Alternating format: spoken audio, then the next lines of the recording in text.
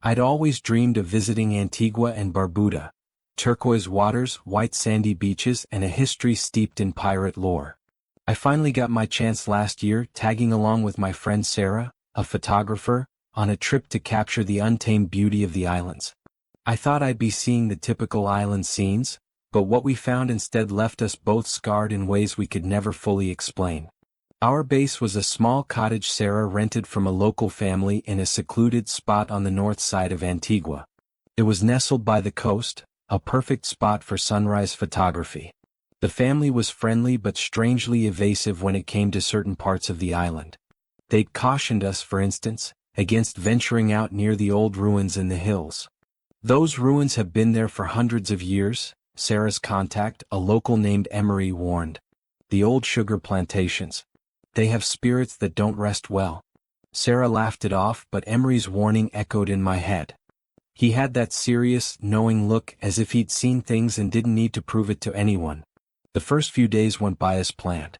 We toured the island, capturing sunrises and sunsets, crystal clear waters, and glimpses of island life. But there was an oddness too, a feeling that settled in as soon as the sun began to set each day. The air turned cooler, carrying a strange, earthy scent that I couldn't quite place. And I felt like we were being watched, although I chalked it up to paranoia. One evening, after a particularly long day of shooting, Sarah suggested we hike up to the ruins. "Just a couple of photos, Mike," she insisted. "Imagine the shots we'll get. Nobody shoots there because of the local superstitions. It'll be our little secret." Reluctantly, I agreed, and we set off just before dusk.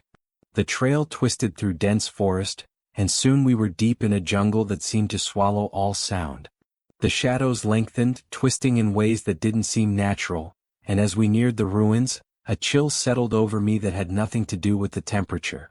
Finally, we arrived at the crumbling remains of what must have been a grand estate once. Vines choked the walls, and the stone was blackened in places as if by fire. Sarah was thrilled.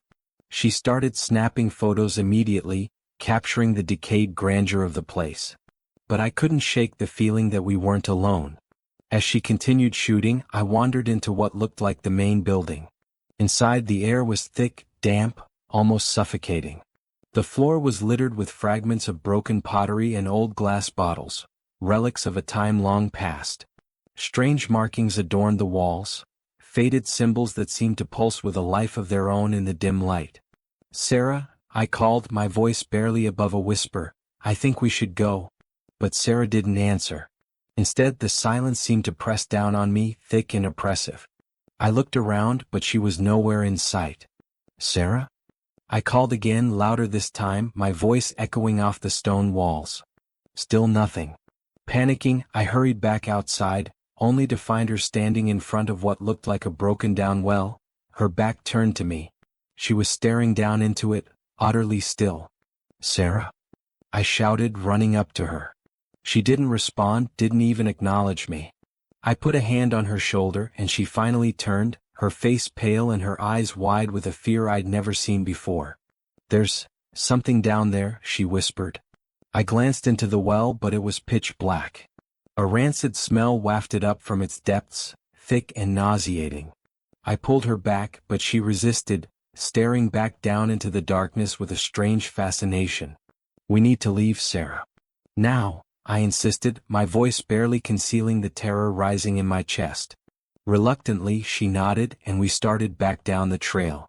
But the path seemed different somehow, twisted and unfamiliar, as if the forest had shifted while we were inside the ruins. Every rustle of leaves, every snap of a twig sent my heart racing. The jungle felt alive, breathing around us, closing in.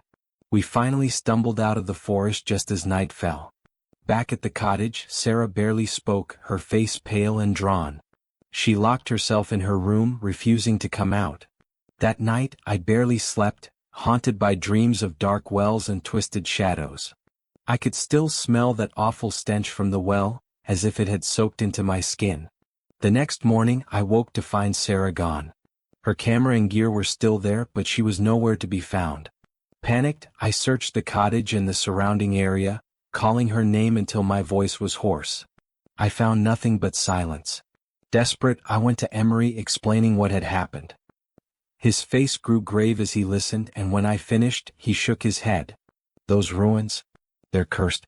The spirits there, they don't let go of those who come too close. He joined me in the search, combing through the jungle, retracing our steps. As night fell, we arrived back at the ruins. The well loomed in the darkness, and I felt a wave of nausea just looking at it. Emery approached cautiously, muttering something in Creole under his breath. A prayer or a protection spell, perhaps. Look, he said, pointing to the edge of the well. I peered closer and my heart nearly stopped. A single muddy handprint marked the stone. Fresh as if someone had just touched it. Emery and I searched for days, but we never found Sarah.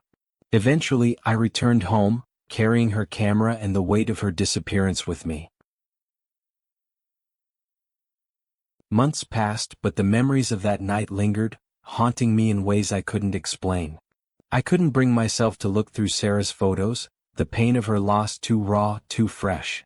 But one night, unable to sleep, I finally did. At first, the photos were what I expected: landscapes, beaches, local wildlife. But as I scrolled, the images grew darker, more distorted. Shots of the jungle twisted at odd angles, shadows stretching across the frame in unnatural ways. Then, finally, the photos of the ruins. There was one of the well shot from above. But as I looked closer, I noticed something in the shadows. Something pale, almost translucent, peeking out from the darkness. A face. My blood ran cold as I clicked to the next photo. It was closer this time, the face more defined, features twisted in a grotesque grin. And then the last photo, so close that it filled the entire frame, its hollow eyes staring directly at the camera, directly at me. I slammed the laptop shut, my heart pounding. But even with the screen off, I could still see that face burned into my mind, haunting me in the dark. Since that night, I haven't been the same. Sometimes I'll catch a glimpse of her out of the corner of my eye, a figure standing in the shadows, her face hidden. I'll hear her voice, soft and faint, calling my name from somewhere far away. I never returned to Antigua. I couldn't. But every now and then I'll dream of the well, of the twisted path through the jungle, and that face staring up at me from the darkness, waiting.